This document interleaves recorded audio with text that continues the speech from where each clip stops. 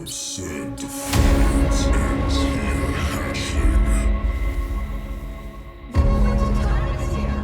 Victory will be ours. Fire to the thousand suns.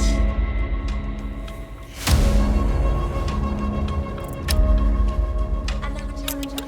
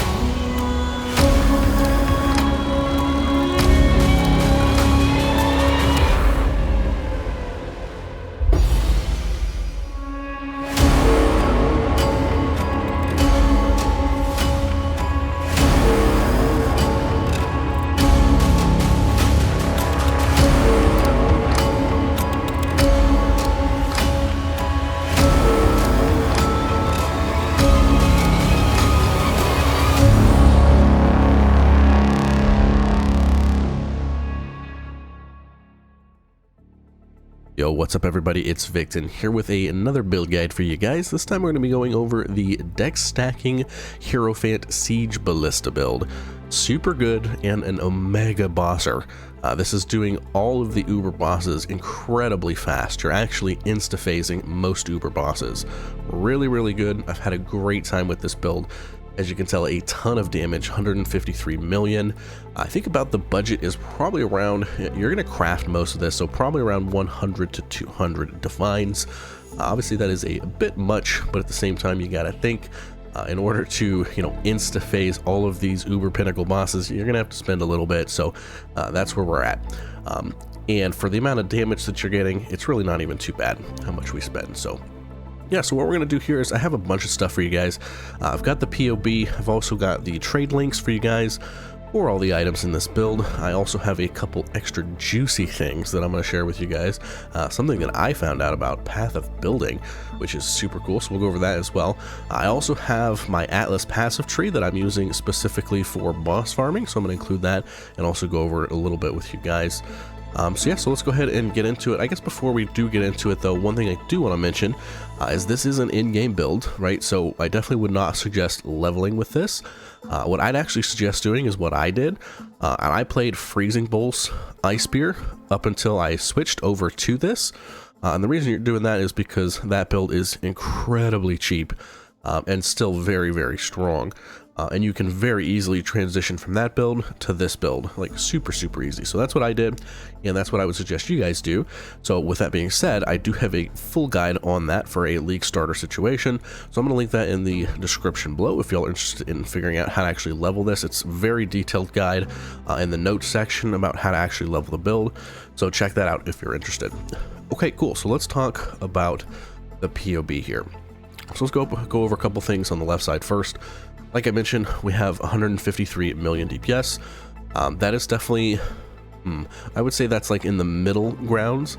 I've seen this build get upwards of 200 to 300 million DPS on a couple of the other POE Ninja profiles out there right now. I'm actually going to link a POE profile. We'll talk about it here in a second.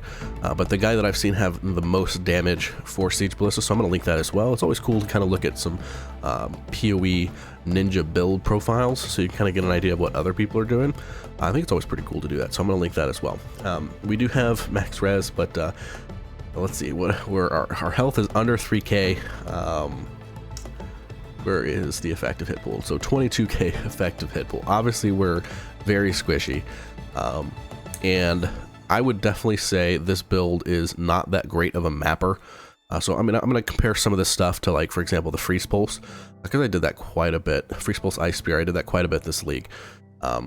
That is a very good all-around build. Like, you can easily map with that build, but this one is not so much. You can't easily map with this build. It's not bad. You can definitely do it, like you would just swap in one gem slot and you'd be able to map no problem, but it's not that great. It's really mainly for bossing and for like insta-phasing uber pinnacle bosses. That is really what this build excels at, just doing boss runs and doing them incredibly quickly. So that's what this build is more about. And you are going to die. I do want to mention that you are going to die. This is not a hardcore build. It's okay to die as long as you get the boss down. And you get your loot, right? There's never been a time where I have not completed like any of these uber pinnacle bosses once I got all my gear set up, because it is just so strong. But you are going to die a couple times, so just kind of keep that in mind. If there goes my POB, just kind of keep that in mind. Let's pull it back up here 1 second. It crashed. Come on now. Okay, here we go. There we go. All right, back to the tree. So yeah, you're gonna die. It's all good. Don't worry about dying. Okay, that's all the left side over there. So let's talk about the tree itself, right? So this is dex stacking. We're getting as much dex as possible. I currently have 2,300 dex. The reason we are dex stacking is because of, for example, this bow here adds 1 to 3 physical damage to attacks for 25 dex, but also adds 1 totem, 1 Siege Ballista totem for 200 dex. So with 2,300 dexterity, we're actually sitting at 18 totems. I could probably get 2,400 if I just change a couple other things around, and so that would be, I would have 19 totems at that point. Pretty good. And I've seen other people, get even more dexterity, and they're sitting at like, 21, 22 totems. Pretty crazy. Going back to the tree here. Now, there's a couple things that we do in order to dex stack with the tree. So basically, I mean, we're literally just getting as much dexterity as possible, right? So you're getting them fluid motion right here, converting all this strength to dex. We're also getting down here, we have a brutal restraint. I'm going to show you something really cool on this. The reason we're getting that is because it converts some of these nodes to percent dexterity nodes, like that right there, percent dexterity nodes. So that's a ton of dexterity, having a good brutal restraint right there. What else here? We also have some pretty nice large cluster jewels that have 35% increase effect, and also some dexterity, like for example like this one over here, right? So 8 dexterity, as well as, well, this one's 25, but the reason I went with that is because it also gives a whole bunch of resistances. This cluster right here actually capped me on resistances, really nice. So that was pretty cool. And then in general, we also have some searching eye jewels, for example, like here, that's what, 25 dex with a little bit of bow damage. I think you get a couple of those scattered here and there. We do have, let's see here. I mean, that's for the most part it on the tree as far as dex stacking. We obviously, you're getting these attribute nodes right here. This is a pretty good node here. Projectile mastery, 1% increased projectile damage per 16 dexterity. That's quite a lot of damage. It's actually 13% more damage, so quite a bit there. This is another important node right here. This cold mastery, 40% of physical damage converted to cold damage. This mixed with your gloves, we're going to get about 80% physical damage converted to cold damage. So pretty solid, and it's going to be able to really scale the build because we're also using hatred. So just make sure you're getting that. It is quite important. We do have somewhere in here, impossible escape. So this is pretty good. This is a pretty cheap jewel. It's about 30 chaos. Passives and radios of elemental overload can be allocated without being, pathing to it. So with that, we're getting these 2 nodes over here. We're getting a bunch of damage for like crit damage and crit multi-damage with totems. And we're also picking up a 30 dexterity node. Pretty good for only 30 chaos right there.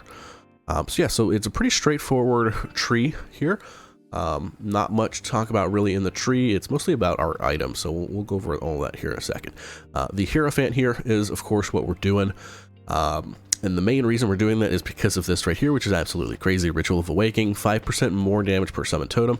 Again, we have 18 totems at a minimum.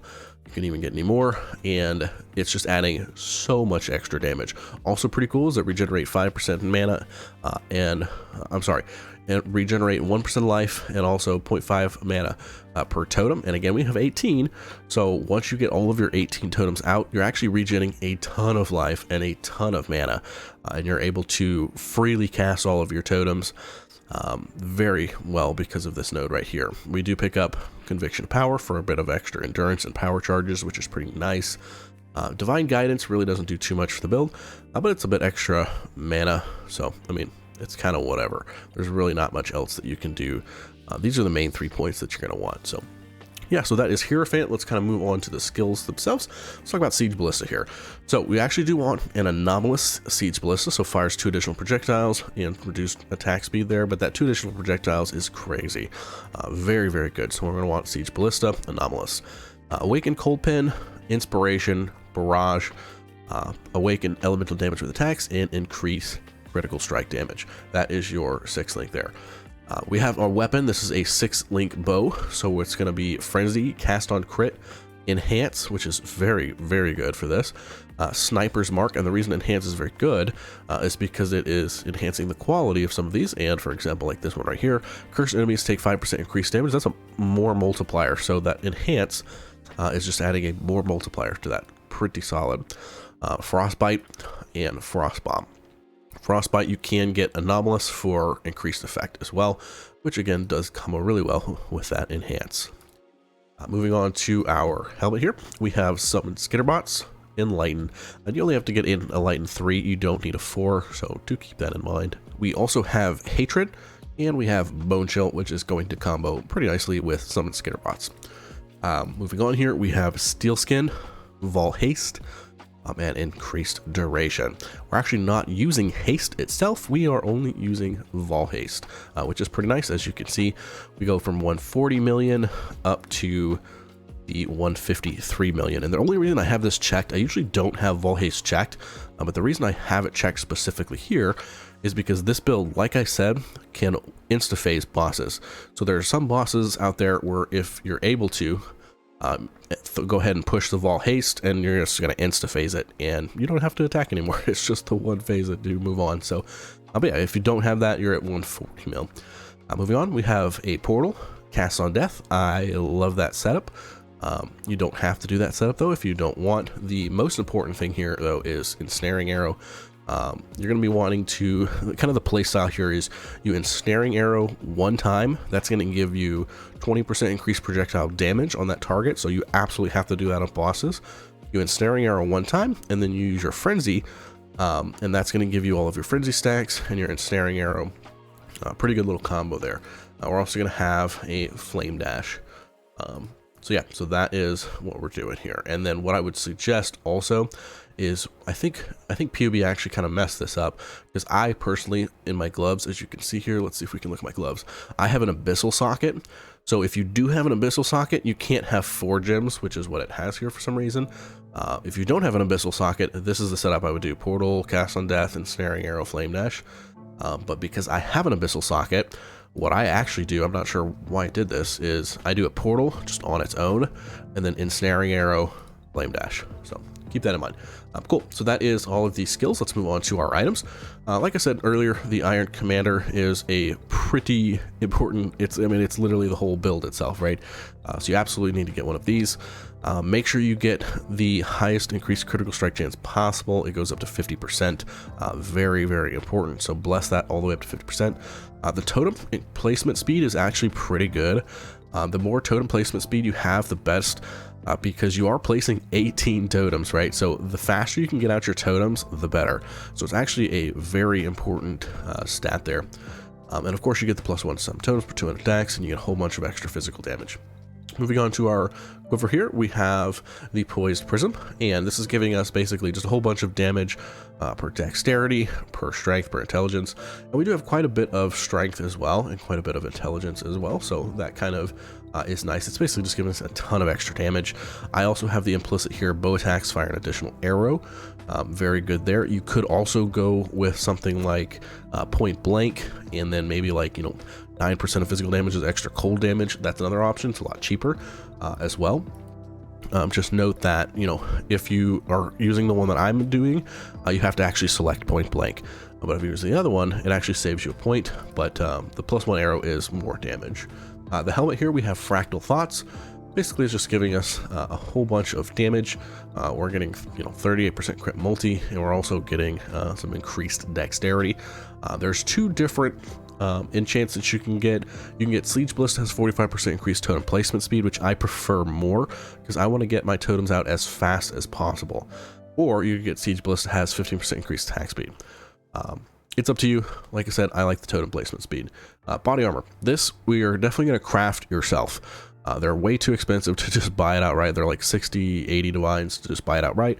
I made mine. I think I crafted, let's see how much. I think I spent like 13 divines on mine. This one right here.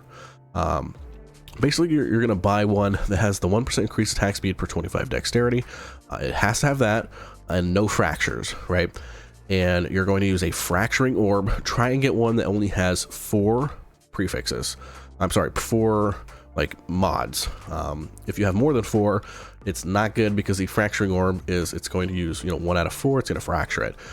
So what you could do in order to do that is you could do the Searing Exarch and the Eater of Worlds implicits, and then you could use the I don't know what it's called, but the annulment orb, right? And take off one of the stats. That's what I did in order to get 4 stats on my my body armor.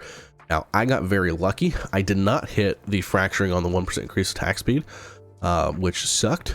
But what I did hit was that life, which, is kind of whatever. But I was able to have an open suffix. That's the most important thing because that increased attributes is very good. And that is a suffix. So you definitely want to have an open suffix. The implicits there, hatred has increased aura effect, very good. I would actually suggest getting the one that is unique bosses. Sorry about that phone. Hatred increased aura effect when you're near a unique boss or even a pinnacle boss, but I would probably just say unique boss because you are doing a little mapping as well. Now there's a couple other things. You can actually get crit multi, or you can get increased effect of your curses. I would probably suggest getting the crit multi instead, but I just hit increased effect of curses and I just stuck with it because I had already used a whole bunch.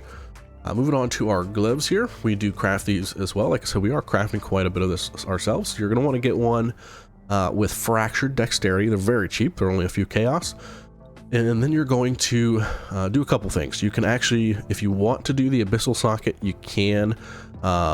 Those are using... oh man, I'll put it in the comment section. I'll put it in the video description for which actual fossil you're doing. It's escaping me right now, but you're going to fossil craft it to get that has 1 abyssal socket. And also, it's kind of complicated as well, but basically what you're going to do is you're going to use, I think it's suffixes cannot be changed, and then you're going to hit it with the June Chaos Orb, and then you're going to attempt to get that physical damage converted to cold damage. I think it goes up to 35%. It's either 35% or 40%. I got the lowest roll, 30% there. You could actually also, if you don't do that, you could just craft it yourself, and it goes up to 25% if you just craft it yourself. That is definitely the cheaper way to go, and I would suggest doing that. Now, I used fossils to also hit that increased attack speed. Like I said, I'll put the combo of fossils that I used in the video description. Check that out if you want to do it like I did. If you don't want to do it like I did, you could, like I said, just roll it until you hit like attack speed, maybe some good life, and then you just craft on there the 25% increased physical damage converted to cold damage. That's an option as well. For our implicits here, I have 10% physical damage converted to cold damage. Really the only reason I went with this was because I got really low of a roll on that physical damage converted to cold damage. I would probably do that as well if you are doing the craft, just to get a little bit more cold damage. I would definitely do that. Cold damage conversion.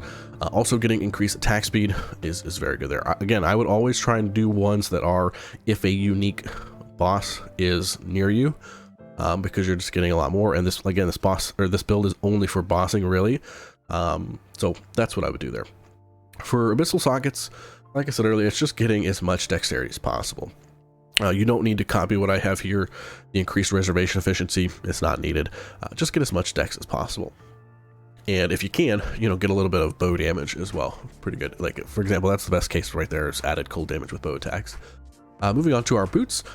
Kind of the same thing here, is you're getting a fractured pair with dexterity. You're using that same combo minus the, you're not looking obviously for attack speed, but you are getting that abyssal socket. which is pretty nice. And then we're all, these are actually not the best boots. I have 15% increased movement speed, pretty poopy, but luckily for me, we're actually just standing still when we're killing bosses, so it's not a huge deal. The best enchant from the lab for sure is, well, I guess the best enchant would be the, you know what, I'm not sure. It's either going to be this one right here, the added one that adds 1 to 160 light damage if you haven't killed recently, and since you are a totem build, you never kill, so you just have that permanently, or the 10% of elemental shred.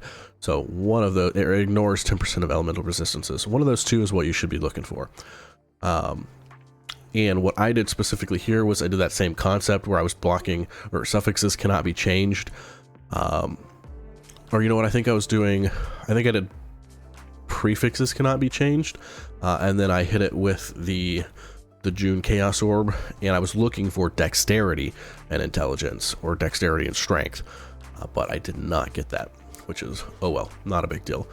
Or actually, you know, I apologize. I was looking for increased totem placement speed on the suffix, but I did not hit it. I hit strength and intelligence. If you can get totem placement speed, again, that is very, very good. And if you get totem placement speed on your boots, then you can actually probably drop the helmet enchant here, and you can go with increased attack speed. So very good if you're able to hit it. If not, no big deal. I didn't hit it, and I'm still insta-facing all of you bosses. Gain 4% of physical damage, extra cold damage. Again, try and get the one that is if you're in the presence of a unique enemy. So it goes, I think it goes up to like 7% or 8%, so a lot better. Increased totem placement speed, just because I like as much totem placement speed as possible to get out all my totems very, very fast. Same thing here with the Abyssal Socket, just a bunch of decks. Amulet, we do have a max rolled Astramantis. I actually have a 1 under dex max rolled Astramantis. We all going with Whispers of Doom for that extra curse as well, which is Frostbite and the other Sniper's Mark, right? So those are our 2 curses. Our first ring, you are going to craft these yourself again. This is going to be, you want the dexterity base, which is 6%, and then you want to use the intrinsic catalyst to get it up to 7%. And you're literally just going to spam the dexterity essences until you hit something good. Mine are not that great, but they're good enough, right? I got a little bit of life, a little bit of res, and I crafted on their elemental damage with attacks. Same thing for this other one right here. Basically the same thing. I got a little lucky. I also had a tier 2 to all attributes, so a little bit more dex as well. So that's what I would do. Literally just craft it with the dexterity essences. Very easy. The bases for these though are pretty expensive. They're like 6 to 8 divines just for the base itself. So do keep that in mind. The belt here is actually a lot cheaper to get this base. One thing I did want to mention though is that when you're buying this, the roll is, you want to make sure that it's a tier 1 roll, right? And a lot of people will have the tier 2 roll, but then they'll put on intrinsic catalyst to make it look like a tier 1 roll. So just mouse over it when you're looking to buy it and make sure it actually is that tier 1 roll. And then, like I said earlier, for the rings, it's the same concept here. You're just using the dexterity essence, and you're trying to get a little bit of life and definitely resistances. I probably would have liked to get a little bit more, but I was happy with 82 life. And then I crafted on their elemental damage with attacks. So pretty decent belt. This is actually a lot cheaper than the rings. I think the base for this was only like 40 chaos. I'm not sure what it is now, but it's way cheaper than the rings. We do have a bottled faith. Definitely try and get the highest. I think it goes up to 10% increased damage taken by enemies on the consecrated ground. So get it as close to the 10% as possible. We are going to use the enchant 70% increase effect. And the reason we're doing increase effect on actually all of these, except this one here, but like we're doing it on the Taste of Hate, and we're doing it on these other ones, is because, again, we're trying to insta-phase bosses. So I don't care if I use it all and then I'm getting no charges. Like as you can see here, it says gains no charges during effect. I don't care about that because I want to one-shot the boss. So the increased effect is very, very strong. So that 9% is actually not 9%. It's about, I think, like 15%. So pretty strong there. The Taste of Hate is mainly for that gain it's up to 15% of physical damage as extra cold damage. Very good. Also want the increased effect there. Dying Sun is going to give us some increased projectiles. I like the increased duration because it's a little bit lower duration than the other ones. So it's actually going to get you up to 9.4 seconds. And if you didn't have the increased duration, I think it's pretty low at like, 4 seconds or something like that. So that's what I prefer. If you do go with the increased effect, it actually gives you Skills Fire 3 additional projectiles, which is pretty cool. It's definitely more damage, but doing it like this, it lasts a lot longer. So for me, I also went with this, and this is going to help cap me on critical strike chance. It's a Diamond Flask, and we're going to have some attack speed on there as well, increased effect as well. Our last flask here is a Silver Flask for Onslaught. And I actually have increased attack speed on this as well, but you wouldn't want to do that. You would only want it on one of these. And get as close to the tier 1 as possible. I think it goes up to 17% increased attack speed, so pretty good there. For our jewels here, we have split personality. And you definitely want to make sure you put your split personalities in a very specific spot. They need to go in this cluster jewel right here. And you want one here and one here. And what it's going to do is give you dexterity for all the points all the way back up to your build. So that's how it does. It's like the furthest away from your starting point, it gives you dexterity for all those. So you want it as far away as possible. And you do have 2 of those right there. Very good. Lots of dexterity. I went with strength as well, but it's probably better to go ahead and go with dex and life. Already talked about impossible escape. Already talked about fluid motion. So there's 2 split personalities. The Rain of Splinters, when you're buying this, they're pretty expensive. One thing that I would say is, like, I don't think you need to go for the, like a 30% perfect one. They're way too expensive for what you get. The search that I have in the trade links goes up to 35% reduced totem damage. And that's not a more multiplier, that's just a reduced. So totally fine there. 35% or lower is fine. For the Watcher's Eye, this is going to cap us on crit. You want increased critical strike chance while affected by hatred. So that, I think, caps us at crit. If not, we're very, very close. And we're at 99.26. So that is a pretty big deal, getting that Watchers. I think this Watchers is about like 9 divines. Somewhere between 6 and 9 divines. We already talked about our large clusters. And then, okay, so this is super cool. I want to show you guys this. So Brutal Restraint and any Timeless Jewel in general, I did not know this. Look at this. So in Path of Building, if you go down here, you can say Find Timeless Jewel. Click that, and you're going to put in whatever, like Brutal Restraint's the one we're doing. Azanath is the one that we need here, Azanath. Jewel Socket, you're going to want to make sure you check mark whichever one you're going to put it in. So like this one, we put it in right here. We're going to filter nodes, and the reason we're doing that is because it's only going to show us good ones that we're actually already socketing. I don't want to go out of my way to get something else, so you're going to hit that. And then you're going to do sort by full DPS. That's very important as well. And then you're going to do search for node here. You're going to check what you want, right? So for us, we want that % increased dexterity. So right here, add % dexterity, which I already clicked on. It's this right here. So Marketh notable, add % dexterity. Now the minimum node weight, it's kind of hard to do this little slider thing. So what I did was I just went over here and edited, and 2 is what I did there. Because I want to see at a minimum 2 nodes of the 5% increased dexterity, right? Okay, so you're going to hit search. And this is crazy, boys. So look at this. So it actually tells you the seeds for all of the best timeless jewels for your exact spot. Absolutely crazy. So for example, this is the best one possible. You get 4 5% increased dexterities. Or if you go down here, there's a whole bunch with like 3. There's a whole bunch with 2. And what you would do is you would go to the trade search, and you would be able to type in Brutal Restraint, Azanath, and then you would actually be able to, when in the Azanath little search box, you would put in the seed number. So let's say I want this one right here, right? Actually 6430, right? Or 6430. I would type 6430 as the seed number, and it would pull up that, and it would show me that only. Now, one thing to note though is that other people are doing this, so you'll know that, like for example, like this jewel is 30 chaos, but if you start searching for any of these, Other people have found them as well, and they're going to be pretty pricey. Like that one's probably super expensive. That was probably like, you know, 40, 50 divines type of thing. But there's so many twos, right? You absolutely can probably snipe some of these really good ones, even like these threes. I bet you could snipe these if you just have like a live search up. Somebody's going to list it for 30 chaos, and you can try and snipe it. So that was super cool. I didn't even know that existed, so I want to show that to you guys. Okay, cool. Yeah, so that is the items. Let's get out of the POB here, and let's go ahead and talk about the item, the trade links here. As always, I do have the trade links for you guys. In order to actually get this, we are using Better POE Trading.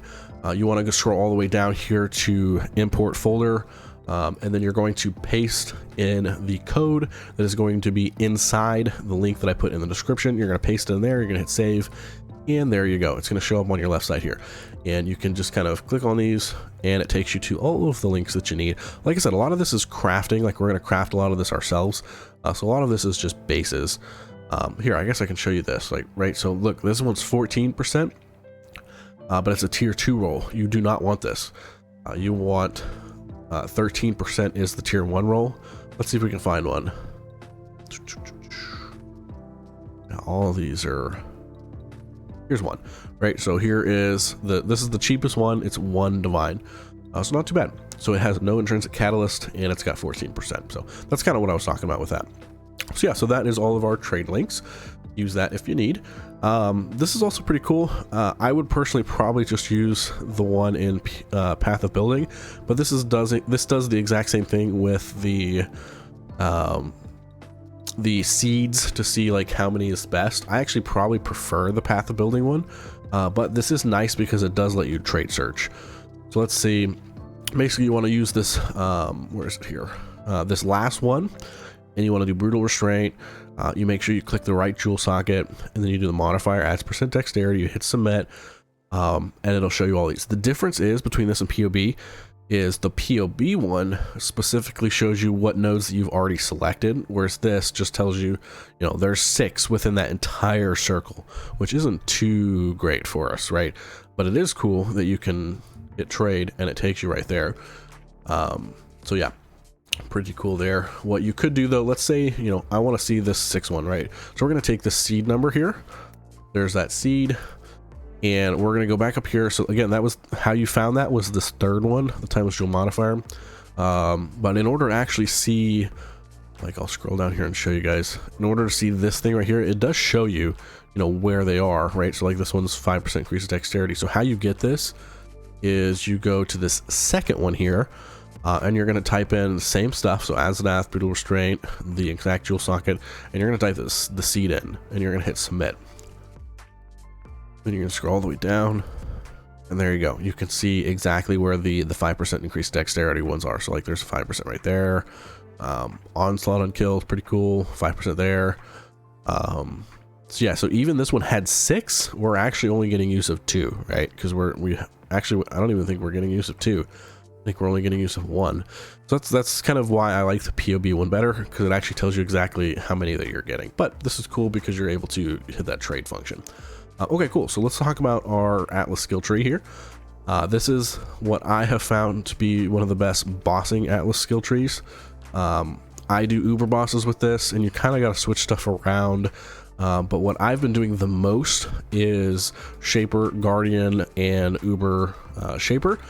Those rotations. So basically what I do is, you know, I run all 4 Shaper Guardian maps, Chimera, Hydra, Phoenix, Minotaur. I run those 4, and then I do the invitation, and then I get all those juicy splinters, usually about 6 splinters, and I sell those splinters for quite a bit of currency. And then after that, I go in and I do Uber Shaper. And Uber Shaper is very good right now because you can sell the fragments for like 100C. So really good. There's absolutely 0 way that you can lose money doing that. I've probably farmed a couple hundred divines doing this method in the past, like, I don't know, 5 days. So very good. We're also going with a ton of different heist stuff. I like Heist because it's super easy. You literally just click it and you move on, right? And it does give you some pretty cool stuff. It gives you the chance to have a fully revealed blueprint, different stuff like that. And also just, the coins themselves. You could sell the coins if you really wanted to. It also gives you a whole bunch of contracts, like this one right here. 100% more likely to get level 5 job contracts, which you can sell for a little bit more currency. So yeah, Heist, very easy.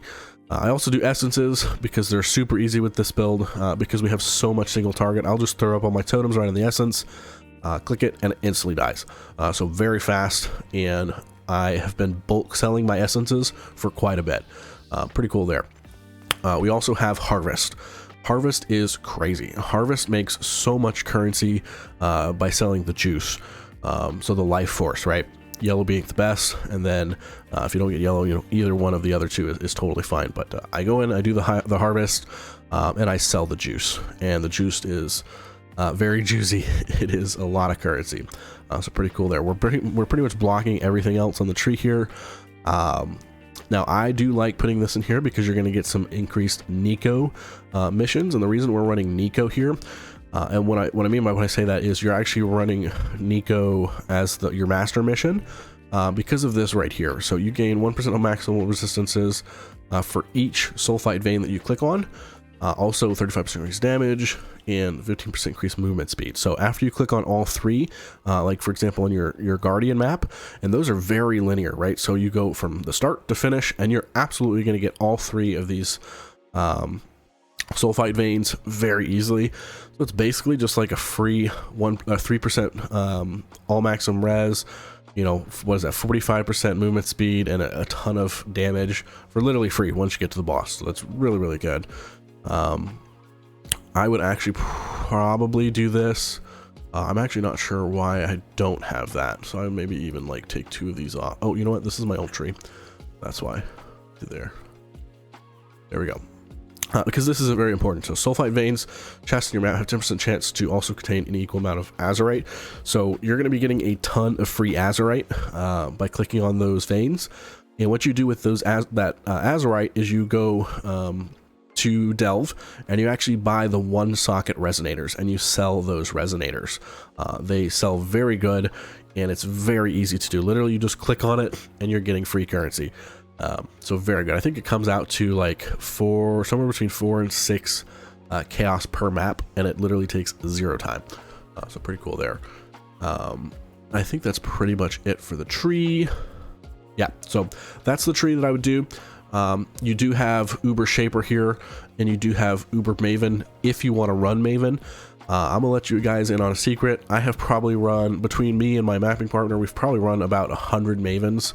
And we have not gotten nothing for loot. It's for some reason very bad.